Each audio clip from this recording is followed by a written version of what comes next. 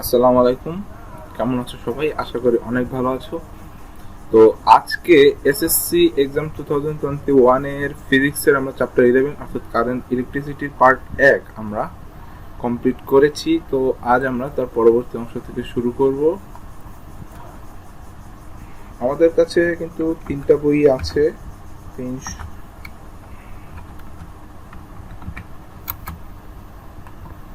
ওকে, তো আমাদের কাছে যেটা বলছিলাম, আমাদের কাছে কিন্তু ফিজিক্স 2017 সালে যে বইটা প্রকাশিত হয়েছে সেই বইটা আছে। আমাদের কাছে 12 সালে যে বইটা প্রকাশিত হয়েছে সেটাও কিন্তু আছে। সব বই থাকা ভালো, নোট করতে খুবই ভালো হয়। তো তো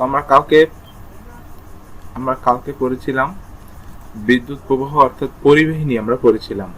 পরিবাহী পড়েছিলাম, অপরিবাহী পড়েছিলাম এবং অর্ধপরিবাহী পড়েছিলাম। তো আজ আমরা পড়ব হচ্ছে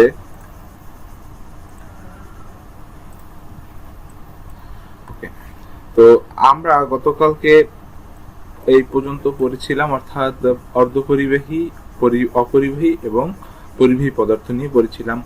তো আজকে আমরা পড়ব হচ্ছে বিদ্যুৎ প্রবাহের দিক নিয়ে। আমি যেটা পড়ার শুরুতে বলে দিয়েছিলাম যে আমরা হচ্ছে এই যে এই চিত্রটার দিকে একবার তাকাবো।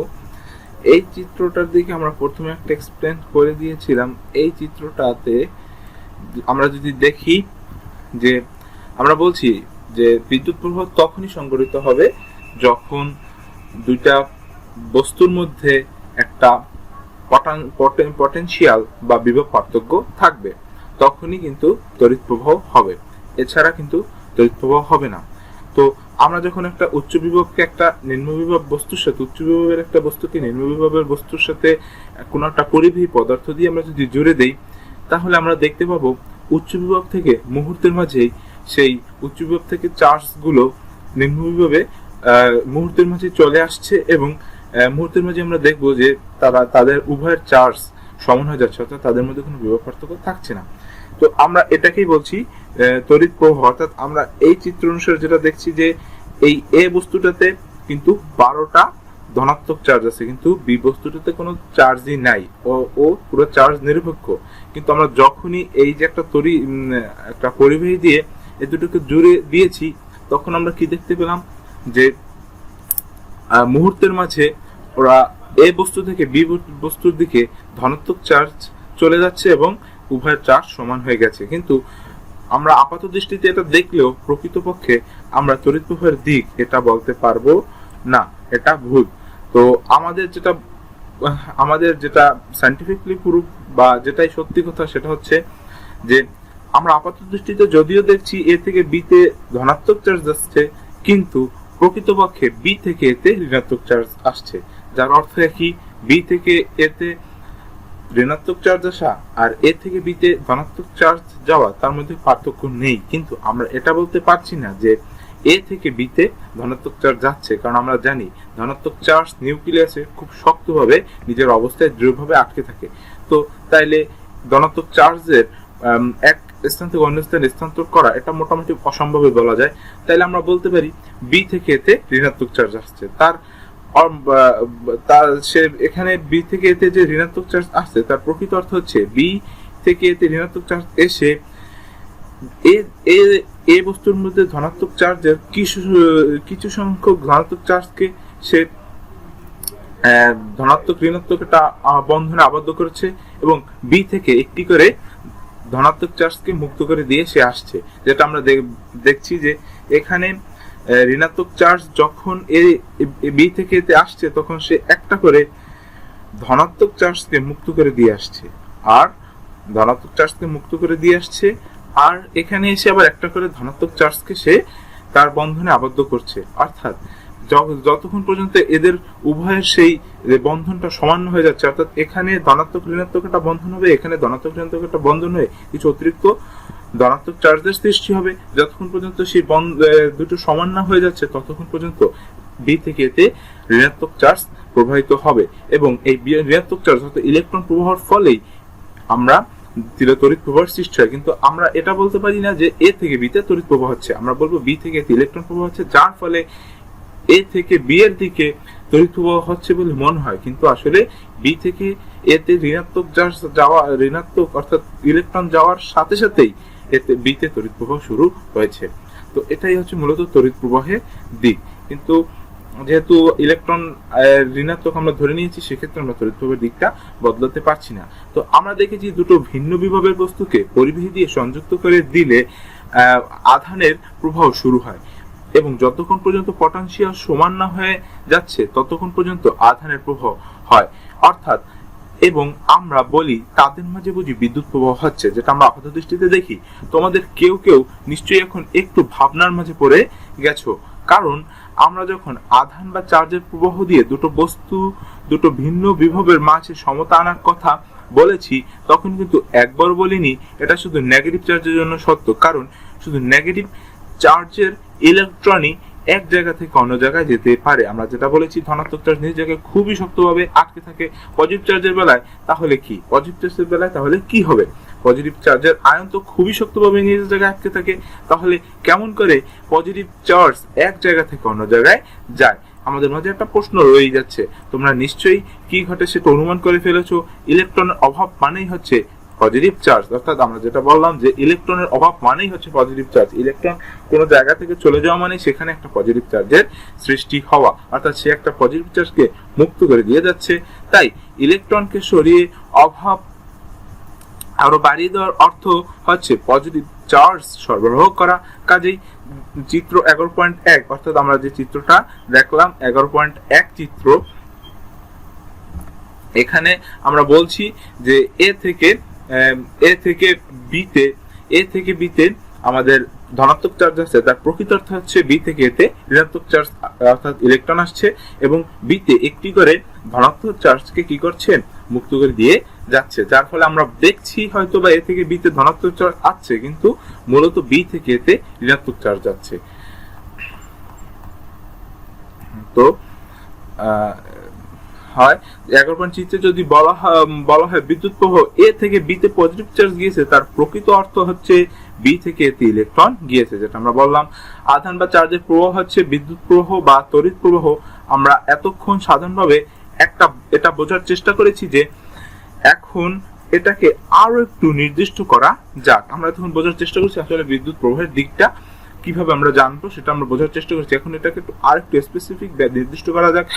বিদ্যুৎ বা তড়িৎ প্রবাহ বলতে আমরা সময়ের সাথে চার্জ প্রবাহের হারকে বোঝাই।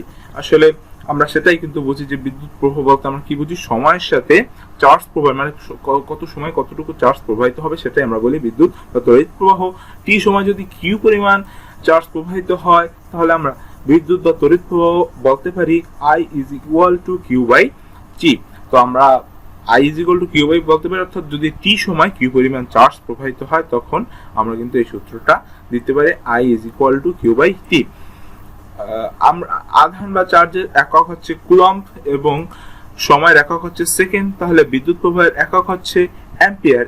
কিভাবে কুলম্ব পার সেকেন্ড হতে পারে, অ্যাম্পিয়ার হলো কিভাবে? মজার ব্যাপার হচ্ছে আমরা কিন্তু চার্জের একক বের করার জন্য বলেছিলাম এর একক সেকেন্ডে 1 অ্যাম্পিয়ার বিদ্যুৎ প্রবাহ করতে যে পরিমাণ চার্জ প্রবাহিত হয় সেটাই হচ্ছে কুলম্ব। তড়িৎ বা বিদ্যুৎ প্রবাহ হচ্ছে চার্জ প্রবাহের হার। এ থেকে বিতে যদি 1 অ্যাম্পিয়ার কারেন্ট প্রবাহিত হয়, তার অর্থ হচ্ছে 1 কুলম্ব পজিটিভ চার্জ এ থেকে বিতে গিয়েছে, যার প্রকৃত অর্থ 1 কুলম্ব চার্জের সমপরিমাণ ইলেকট্রন বি থেকে এতে গিয়েছে। কাজেই তোমরা দেখতে পাচ্ছ বিদ্যুৎ প্রবাহের দিক হচ্ছে ইলেকট্রন প্রবাহের দিকের উল্টো। ইলেকট্রনের চার্জকে পজিটিভ ধরে নিলেই সব সমস্যা মিটে যেত, কিন্তু সেটার জন্য এখন অনেক দেরি হয়ে গেছে। তো আমরা এইখানে যে চার্জের কথাটা বললাম যে 1 কুলম্ব একক হচ্ছে চার্জের একক, আমরা কুলম্ব বললাম। তো সেটা হলো কিভাবে? আসলে এখানে 1 কুলম্ব চার্জ কি হয়েছে সেটা ব্যাখ্যা আরো সামনে আসছে। এখানে আসলে এটাই বোঝাতে চেয়েছে যে আমরা শুধু এখানে বিদ্যুৎ প্রবাহের দিকটা নিয়ে আলোচনা করছি, অর্থাৎ আমরা যদি বলি এ থেকে বিতে 1 অ্যাম্পিয়ার কারেন্ট প্রবাহিত হয়েছে, তার প্রকৃত অর্থ হচ্ছে বি থেকে এতে 1 কুলম্ব পজিটিভ চার্জ আমরা যদি বলি এ থেকে বিতে 1 অ্যাম্পিয়ার কারেন্ট প্রবাহিত হচ্ছে, অর্থ 1 কুলম্ব পজিটিভ চার্জ এ থেকে বিতে গিয়েছে, যার প্রকৃত অর্থে 1 কুলম্ব চার্জ ঠিক বি থেকে এতে ইলেকট্রন, 1 কুলম্ব ইলেকট্রন ঠিক বি থেকে এতে গিয়েছে। সো এইটি এখানে 1 কুলম্বের কথাটা এখানে এই কারণেই আনা হয়েছে। তো এটা ব্যাখ্যা সামনে আরো ভালো আমরা দেখব। তারপর বিভব পার্থক্য এবং তড়িৎ প্রবাহের মধ্যে একটা সম্পর্ক আছে, relationship between potential difference and electricity. তো আমরা বিভব পার্থক্য আর তড়িৎ প্রবাহের মধ্যে একটা সম্পর্ক দেখব। আমরা বলছিলাম পরিবাহীর মধ্যে যদি বিভব পার্থক্য থাকে তবেই তড়িৎ প্রবাহ হতে পারবে। তো তড়িৎ প্রবাহের প্রথম এবং প্রধান শর্ত হচ্ছে বিভব পার্থক্য থাকতে হবে। তো আমরা সেই বিভব পার্থক্য এবং সেই তড়িৎ প্রবাহের মধ্যে সেই সম্পর্কটাই দেখব। তো relationship between potential difference and electricity. তো এবারে আমরা সত্যিকারে বর্তনী বা সার্কিটে সত্যিকারে বিদ্যুৎ প্রবাহ নিয়ে আলোচনা করব। তাহলে আমরা এখন আস্তে আস্তে করে সার্কিটের দিকে এগিয়ে যাচ্ছি। আমরা অনেকবার বলেছি যে দুটো বিন্দুতে যদি পোটেনশিয়াল বা বিভব পার্থক্য থাকে এবং আমরা যদি একটি পরিবাহী তার দিয়ে সেই দুটো বিন্দুকে জুড়ে দেই, তাহলে বিন্দু দুটির ভেতর বিদ্যুৎ প্রবাহ হবে। কিন্তু কতটুকু বিদ্যুৎ প্রবাহিত হবে সেটি নিয়ে এখনো কিন্তু কিছু বলা হয়নি। শুধু তাই নয়, একটা সোনার পরিবাহী তার দিয়ে জুড়ে দিলে যেটুকু বিদ্যুৎ প্রবাহিত হবে, একটা লোহার তার দিয়ে জুড়ে দিলে কি সমপরিমাণ বিদ্যুৎ প্রবাহিত হবে? আমাদের মধ্যে কিন্তু একটা প্রশ্ন থেকেই যায়। অর্থাৎ আমরা বলেছি যে দুটোর মধ্যে একটা বিভব পার্থক্য, দুটো বস্তুর মধ্যে একটা বিভব পার্থক্য থাকতে হবে এবং আমরা যদি একটা উচ্চ বিভব একটা নিম্ন বিভব থাকবে এবং সেই উচ্চ বিভব এবং নিম্ন বিভবকে আমরা যদি একটা পরিবাহী দিয়ে জুড়ে দিই, তাহলে আমরা দেখব তড়িৎ প্রবাহ শুরু হবে।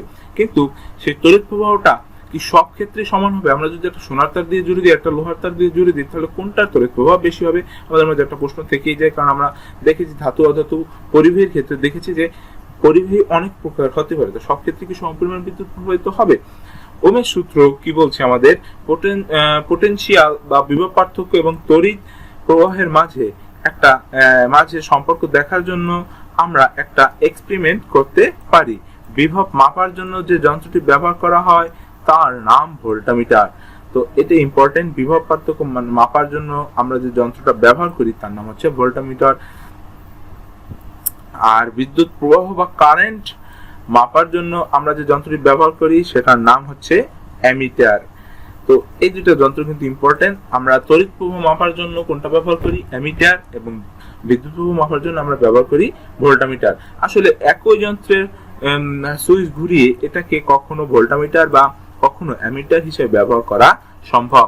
তো আসলে এটার মধ্যে এই যন্ত্রটার মধ্যে কি কোনো পার্থক্য নাই, একটা যন্ত্রই, শুধু তাদের মধ্যে একবার আমরা সুইচ ঘুরিয়ে একবার করব অ্যামিটার আর একবার করব ভোল্টামিটার, জাস্ট এইটুকুই। আমরা কয়েকটা ব্যাটারি সেল নিতে পারি। একটা ব্যাটারি সেলের জন্য বিভব পার্থক্য 1.5 ভোল্ট, যেটা আমরা আগেই জেনে এসেছি একটা নৈর্ব্যক্তিক কোশ্চেনের মতো।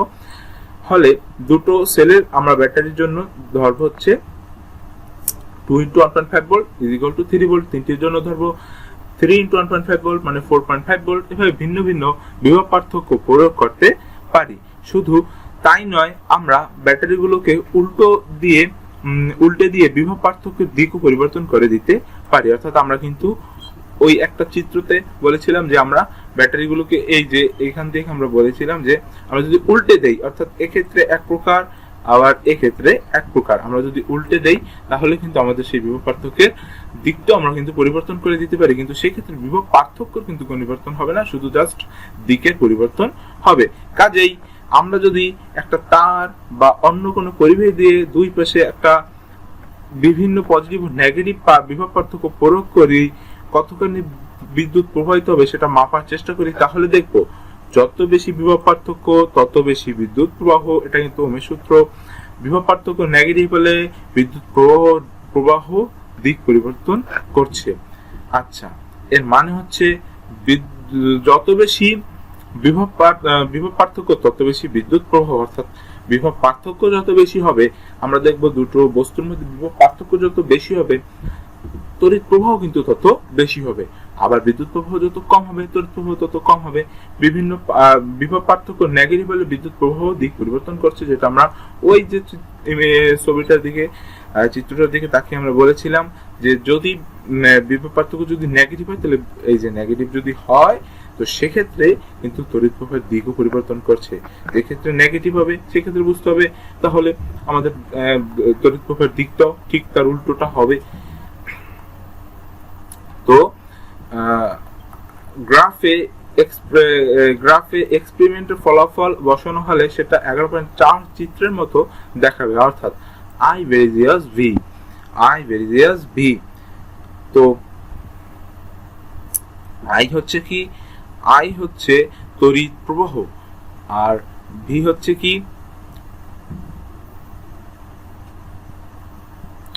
ভোল্ট হচ্ছে I হচ্ছে তড়িৎ প্রবাহ, V হচ্ছে বিভব পার্থক্য। তো I ভেরিজিয়াস V, আমরা যদি কোনো I অর্থাৎ কি আমরা বলছি যত বেশি বিভব পার্থক্য তত বেশি বিদ্যুৎ প্রবাহ, অর্থাৎ বিদ্যুৎ প্রবাহ আর বিভব পার্থক্য সমানুপাতিক। যদি বিভব পার্থক্য বেশি হয় তাহলে তড়িৎ প্রবাহ বেশি হবে, যদি বিভব পার্থক্য কম হয় তাহলে তড়িৎ প্রবাহ কম হবে। আমরা যদি অন্য কোনো উপাদান দিয়ে তৈরি একটা তার দিয়ে একই পরীক্ষাটি করি তাহলে একই ধরনের ফলাফল পাবো, তবে সরলরেখার ঢালটা হয়তো অন্যরকম হবে। এখন এই দুটি পরীক্ষার ফলাফল যদি বিশ্লেষণ করি তাহলে বুঝতে পারবো প্রথমে একটি নির্দিষ্ট বিভব পার্থক্য যতটুকু বিদ্যুৎ প্রবাহিত হয়েছে দ্বিতীয় বস্তুর জন্য সেই একই বিভব পার্থক্য বিদ্যুৎ প্রবাহ হবে কম। আচ্ছা, এর কথা হচ্ছে আমরা যদি দুটো ভিন্ন ভিন্ন পরিবাহী ইউজ করি, এক্ষেত্রে আমরা একটা ধরো লোহারটা ইউজ করলাম আর একটা সোনারটা ইউজ করলাম, সেক্ষেত্রে আমরা দেখতে পাবো যে লোহারটার থেকে সোনারটাই কিন্তু বিদ্যুৎ প্রবাহ তড়িৎ প্রবাহ বেশি হচ্ছে। যদিও দেখবো হয়তো লোহা এবং সোনার উভয়ের ক্ষেত্রে বিভব পার্থক্য সমান পরিবাহীর ক্ষেত্রে, কিন্তু তারপরেও সোনারটাই বেশি হবে। এর কারণটা কি? প্রথমটিতে যেন বিদ্যুৎ প্রবাহ তুলনামূলকভাবে সহজ, দ্বিতীয়টিতে যেন বিদ্যুৎ প্রবাহ বাধা একটু বেশি। অর্থাৎ প্রথমটা যদি আমরা ধরে নিই সোনারটা, দ্বিতীয়টা যদি লোহারটা ধরে নেই, তাহলে আমরা দেখতে পাবো সোনারটায় বিদ্যুৎ প্রবাহ একটু বেশি হচ্ছে কিন্তু লোহারটায় কিন্তু বিদ্যুৎ প্রবাহ একটু কমই হচ্ছে। বিষয়টা ব্যাখ্যা করার জন্য বিদ্যুৎ প্রবাহের বাধা রেজিস্ট্যান্স বা সত্যি রোধ নামের একটা রাশি তৈরি করা হয়েছে। অর্থাৎ কি, এক্ষেত্রে লোহারটা কিন্তু একটু বিদ্যুৎ প্রবাহে বাধা পাবে সোনারটা থেকে বেশি। আমরা দেখতে পারি বিভব পার্থক্য এবং বিদ্যুৎ প্রবাহ সম্পর্কটি একটা সূত্র হিসেবে লেখা যায়, যেটি ওমের সূত্র হিসেবে পরিচিতি। ওমের সূত্র বা ওমস ল, I = V/R। তাহলে V হচ্ছে I হচ্ছে তড়িৎ প্রবাহ, V হচ্ছে বিভব পার্থক্য, আর হচ্ছে সেই রেজিস্ট্যান্স বা বাধা। অর্থাৎ রোধ বেশি হলে বিদ্যুৎ প্রবাহ হবে কম আর রোধ কম হলে বিদ্যুৎ প্রবাহ হবে বেশি। এখান থেকে আমরা আর এর ভ্যালু থেকে বুঝতে পারি যে রোধ যদি বেশি হয় সেক্ষেত্রে বিদ্যুৎ প্রবাহ কম হবে, তো সেক্ষেত্রে লোহারটা রোধ বেশি হবে তাহলে বিদ্যুৎ প্রবাহ হবে কম। এই রোধ বা রেজিস্ট্যান্স এর একক হচ্ছে ওম। এটাকে গ্রিক অক্ষর সিগমা না এখানে হবে ওমেগা, সিগমা না এখানে হবে ওমেগা। তাহলে এটাকে গ্রিক শব্দ ওমেগা দিয়ে প্রকাশ করা হয়। কোন বৈদ্যুতিক সার্কিটে 1 ভোল্ট বিভব পার্থক্য দেওয়ার পর যদি দেখা যায় 1 অ্যাম্পিয়ার বিদ্যুৎ প্রবাহিত হচ্ছে তাহলে বুঝতে হবে সেই সার্কিটের রোধ হচ্ছে 1 ওম। তো আমরা একটু মজার ব্যাপার দেখে নেই। মজা করার জন্য ওমের সূত্রকে অন্যভাবে আমরা লিখতে পারি যে V divided by I into R। এক্ষেত্রে হবে কি, আমরা যদি ভিটাকে ডেকে দেই তাহলে আমরা V হচ্ছে আমাদের সেই V এর মান আমাদের চাই, তাহলে V = IR। আবার I যদি আমরা I এর মান যদি আমার প্রয়োজন হয় তাহলে I = ধরতে পারবো V/R। আর যদি আমাদের R এর মান প্রয়োজন হয় তাহলে আমরা R-টাকে ঢেকে দেব, তাহলে R এর মান হবে V/I। তো সেটা এখানে বলা হয়েছে। একটু বড় করে লিখে আঙুল দিয়ে V, I এবং R কোনো একটি ঢেকে দেই, যেটি ঢেকে দিয়েছি তার মানটি যেহেতু ঢাকা পড়েনি সেখান থেকে পেয়ে যাব, তার মানটি যেটুকু ঢাকা পড়েনি সেখান থেকেই আমরা পেয়ে যাবো। অর্থাৎ আমাদের যেটার মান প্রয়োজন সেটা থেকে আমরা মানটা পেয়ে যাবো। তো 11.5 চিত্রের বিষয়টি দেখানো হলো।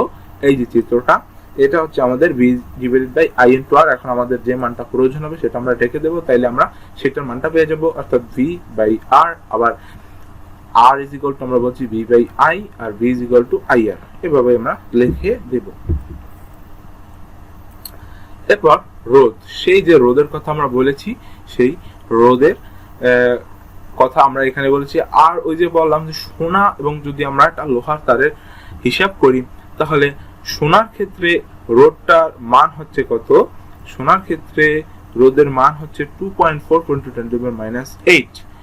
কিন্তু লোহার ক্ষেত্রে মানটা এখানে দেওয়া নাই।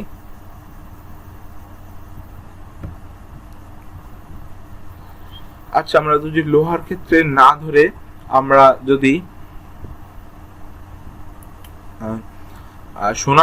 সোনার রোধ হবে হচ্ছে 2.44 × 10⁻⁸, বাট গ্রাফাইটের ক্ষেত্রে কিন্তু মান হচ্ছে 2.50 × 10⁻⁶।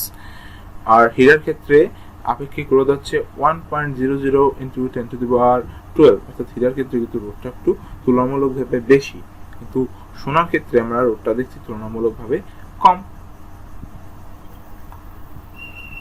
আমরা আপেক্ষিক রোধ বোঝার পরে ওই চারটা আরো ভালো বুঝবো। আপেক্ষিক রোধ আসলে বলতে কি বোঝায়? রোধ হচ্ছে বিদ্যুৎ প্রবাহের বাধা। তাই কোন পদার্থের দৈর্ঘ্য এল যত বেশি হবে তার বাধা তত বেশি হবে। অর্থাৎ আমরা যদি একটা বড় রোড দিয়ে আমাদের যেতে হয়, তাহলে আমাদের অবশ্যই বেশি বাধা আসবে। আর যদি আমরা সেই একই জায়গাটুকু, সেই একই রাস্তাটুকু ছোট রাস্তা দিয়ে যেতে পারি, তাহলে কিন্তু আমাদের ক্ষেত্রে বাধাটা কম আসবে। তো রোধ হচ্ছে সেই দৈর্ঘ্যের, পদার্থের দৈর্ঘ্যের, আমরা যে পরিবাহী পদার্থটা নেব সেই পদার্থের দৈর্ঘ্যের সমানুপাতিক।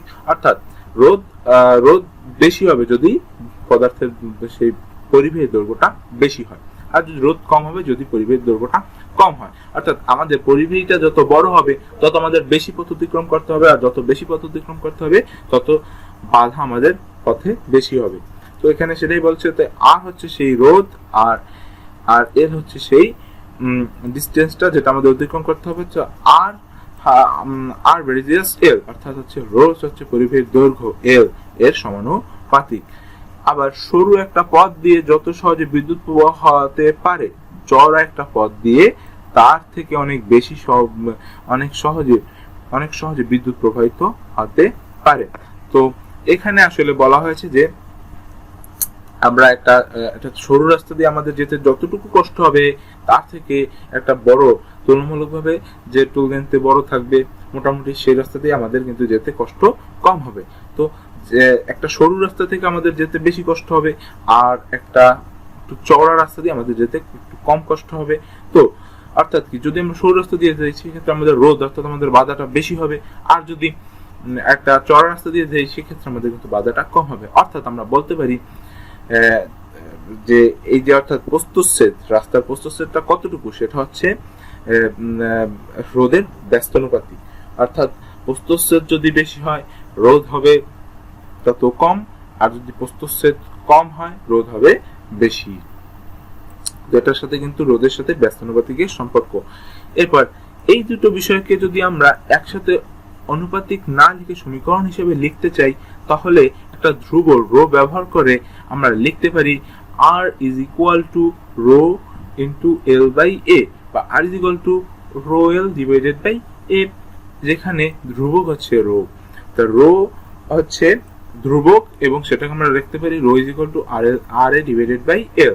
একটা নির্দিষ্ট পদার্থের জন্য রো হচ্ছে আপেক্ষিক রোধ, তাই এর একক হচ্ছে ওহম মিটার। কোন পদার্থে কতটুকু বিদ্যুৎ পরিবাহী সেটা বোঝানোর জন্য পরিবাহকত্ব বলে একটা রাশি সিগমা তৈরি হয়েছে। এটা হচ্ছে সেই সিগমা, যার অর্থ যত বেশি বিদ্যুৎ প্রবাহ হয় তার পরিবাহকত্ব তত বেশি, যেটা আপেক্ষিক রোধ রো এর ঠিক বিপরীত, যেটাকে আমরা বলি সিগমা ইজ ইকুয়াল টু 1/ρ। তো রোধ আমরা যেটা বলছি যে রোধ হবে কি, রো হবে কি আপেক্ষিক রোধ যেটাকে আমরা বলছি, সেটা হচ্ছে যে রোধ, আমরা যে আপেক্ষিক রোধ যেটাকে আমরা টেনে নিয়ে আসছি আপেক্ষিক রোধ, সেটা হবে তার প্রস্থচ্ছেদ এবং তার রোধের গুণফল তাদের প্রস্থচ্ছেদ এবং রোধ তার গুণফলকে যদি আমরা তার দৈর্ঘ্য দিয়ে ভাগ দিই, তাহলে আমরা যে মানটা পাবো সেটা হচ্ছে আপেক্ষিক রোধ। সেক্ষেত্রে আপেক্ষিক রোধ হচ্ছে একটা আপেক্ষিক একটা মান আমরা ইউজ করবো এক্ষেত্রে। কিন্তু যে ক্ষেত্রে আমরা কিন্তু সিগমার ক্ষেত্রে আমরা কিন্তু সেই আপেক্ষিক রোধটার ঠিক বিপরীত মানটা ইউজ করব। তো পরিবাহকত্ব, তাহলে কোন পদার্থ কতটুকু বিদ্যুৎ পরিবাহী বোঝানোর জন্য পরিবাহকত্ব বলতে রোধটা আমরা আসলে পরিবাহকত্ব রোধটা যদি স্পেসিফিক বলতে চাই, আপেক্ষিক রোধ বলতে সেটাই যে সেটা মোটের উপরে ঠিক কতটুকু সেই পরিবাহীটা সে কতটুকু বাধা দিবে তড়িৎ প্রবাহে। আর সিগমা হচ্ছে সেই বাধাটা আমরা কাউন্ট করব না, সিগমার ক্ষেত্রে আমরা কাউন্ট করব সে কতটুকু তড়িৎ প্রবাহ করবে, জাস্ট এটুকুই। সিগমা রোধের মধ্যে পার্থক্যটাই হচ্ছে যে রোধে হচ্ছে আমরা সে কতটুকু তড়িৎ প্রবাহ একটা পরিবাহী দিয়ে বাধা দিবে, আর সিগমার ক্ষেত্রে আমরা এটা কাউন্ট করবো না সে কতটুকু বাধা দেবে, আমরা কাউন্ট করব যে সে কতটুকু তড়িৎ প্রবাহিত করবে। তো ঠিক একটা বিপরীত হয়। আমরা আপেক্ষিক রোধের ক্ষেত্রে তার একক দিয়েছি ওম মিটার, আর সিগমার ক্ষেত্রে দিয়েছি per ohm per metre, not ohm per metre, তাহলে কিন্তু ভুল হবে, পার ওম পার মিটার, পার ওম পার মিটার। তো সেক্ষেত্রে সিগমার একক আমরা দেবো পার ওম পার মিটার। তো এখানে আমাদের কিছু আপেক্ষিক রোধের একটা টেবিল আছে, এই টেবিলটা আমাদের মুখস্থ করে নিতে হবে। আমাদের টেবিলটা মুখস্থ করে নিতে হবে। তো এখানে রূপার আপেক্ষিক রোধ দিয়েছে 1.59 × 10⁻⁸ ওম পার ওম মিটার, আর তামার আপেক্ষিক রোধ দিয়েছে 1.66 × 10⁻⁸ ওম মিটার, সোনার আপেক্ষিক রোধ দিয়েছে 2.44 × 10⁻⁸ মিটার আর ওম পার মিটার। গ্রাফাইটের আপেক্ষিক রোধ দিয়েছে 2.50 × 10⁻⁶ ওম পার মিটার। হীরার আপেক্ষিক রোধ দিয়েছে 1.00 × 10⁻12 ওম মিটার, আর বাতাসের আপেক্ষিক রোধ দিয়েছে 1.30 × 10⁻16 ওম মিটার। পার মিটার অনেক জায়গায় ভুলে বলেছি, সরি, এখানে ওম মিটার হবে প্রতি ক্ষেত্রে। এখানে একটা বিষয় মনে রাখতে হবে, কোন পদার্থের রোধ হচ্ছে ইলেকট্রন প্রবাহের বাধা। অনুপরমাণু যত বেশি কাপাকাপি করে একটা ইলেকট্রন তাদের ভেতর দিয়ে যেতে তত বেশি বাধাগ্রস্ত হয়, কিংবা তার রোধ তত বেশি। তাপমাত্রা বাড়িয়ে দিলে যেটুকু অনুপরমাণু বেশি কাপাকাপি করে, তাই সব সময় তাপমাত্রা বাড়ালে পরিবাহী পদার্থের আপেক্ষিক রোধ বেড়ে যায়। সেজন্য যখন কোন পদার্থের রোধ বা আপেক্ষিক রোধ প্রকাশ করা হয়, তখন তার জন্য তাপমাত্রা নির্দিষ্ট করে দিতে হবে।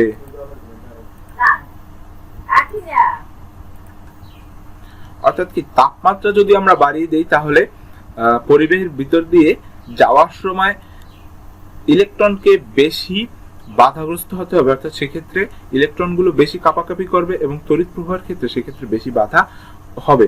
তো সেক্ষেত্রে তাপমাত্রা হচ্ছে ঠিক একটা রোধ হিসেবে সে কাজ করবে পরিবাহীতে। আর কিন্তু এটা হবে পরিবাহীর ক্ষেত্রে, কিন্তু যেগুলো অর্ধপরিবাহী তাদের ক্ষেত্রে কিন্তু তার উল্টাটা। পরিবাহীর ক্ষেত্রে তাপমাত্রা বাড়ালে একটা করে ইলেকট্রন আরো মুক্ত হবে বেশি, তখন কিন্তু তড়িৎ প্রবাহ অনেক সহজেই করতে পারবে, কারণ তখন মুক্ত ইলেকট্রন বেশি পাওয়া যাবে। আর স্থির মানের রোধ, আমরা রোধ দেখব। স্থির মানের বিভিন্ন বর্তনীতে বা সার্কিটে ব্যবহারের জন্য নির্দিষ্ট মানের রোধ বা রেজিস্টার ব্যবহার করা হয়। এগুলো নানা আকারের এবং নানা ধরনের হতে পারে।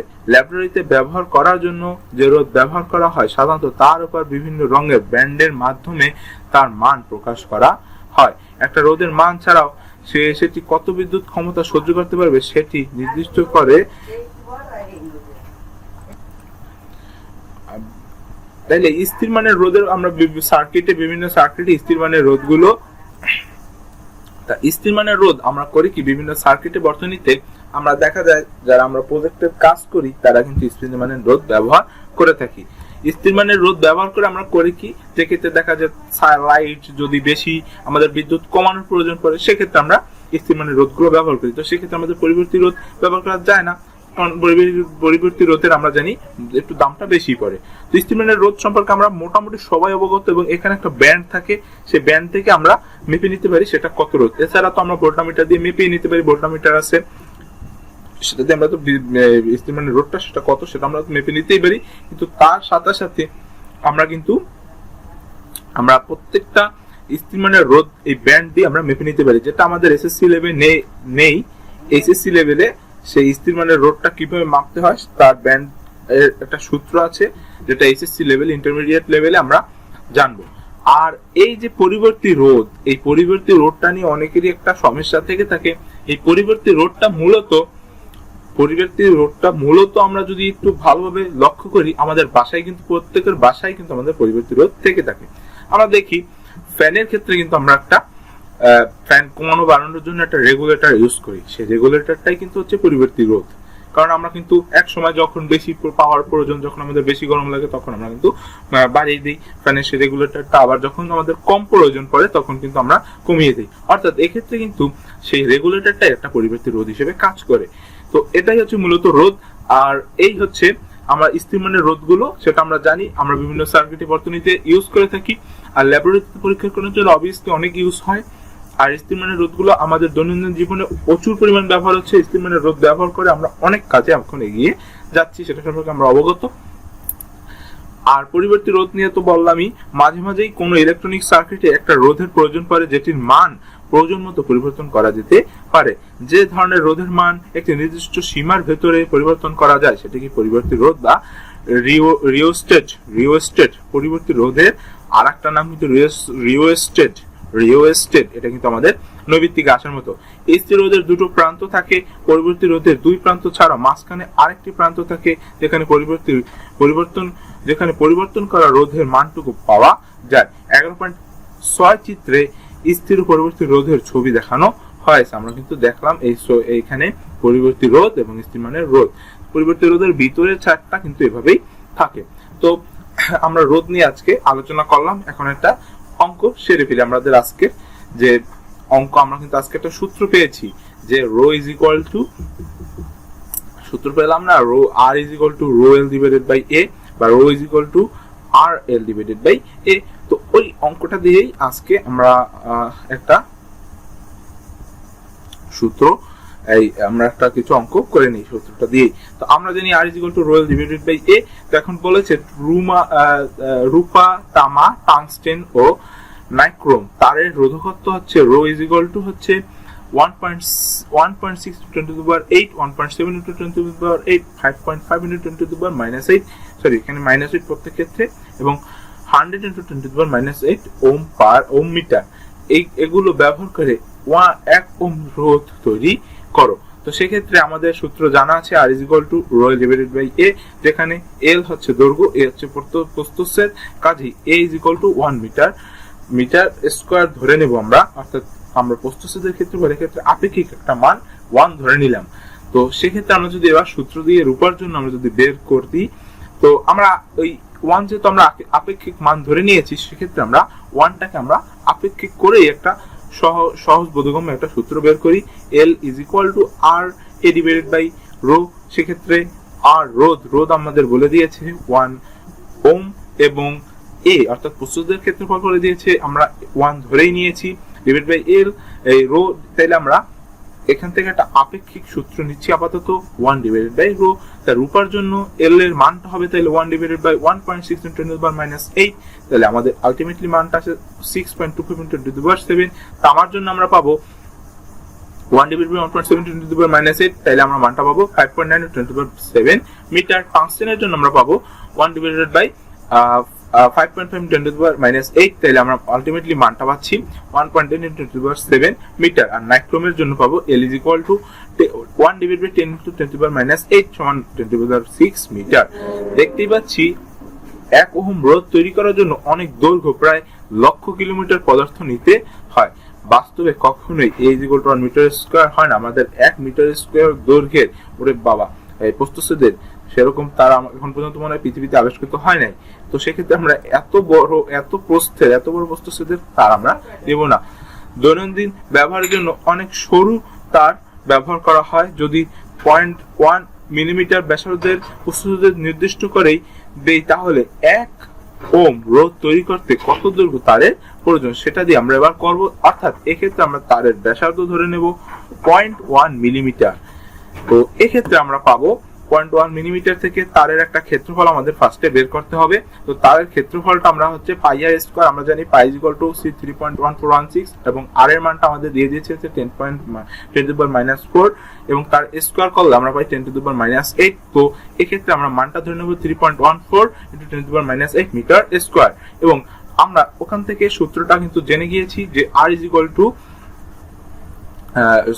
is equal to R divided by rho, ওটা আসলে এই সূত্র থেকে এসেছে, R is equal to rho L divided by A, সেখান থেকে আমরা এই সূত্রটা পেয়েছি।